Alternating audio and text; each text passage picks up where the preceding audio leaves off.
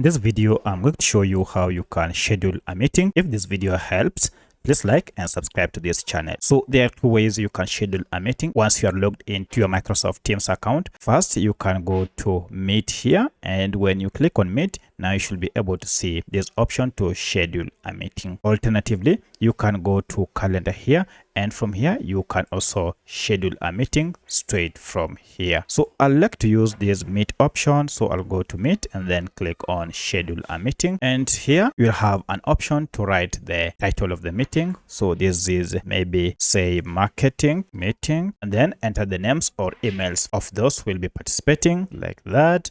And once you have entered their email addresses, now you need to select the date and time for meeting. So for instance, I want this meeting to happen the following day. I can just say now 28th, and also the month and the year will remain the same, and select the time when the meeting should start. For instance, I want this meeting to start at 8:30, and because it is the same day meeting, it will also still end on the same day, but the time I can change this to 11 o'clock, which means the meeting will take 2 hours and 30 minutes. However, if your meeting is intended to last the whole day, then you can just turn this on all day. From here, now enter the details about the meeting. So maybe for my case, it is marketing reports presentation. And once you are done, you can also change the location. If you wish to set the location, you can do so straight from here. You can add the location. Now once you are done, it's time to save this, and all the people that you added will receive this notification about the meeting. However, if you have a group of people or many people in your organization and you wish all of them to attend or to participate in this meeting,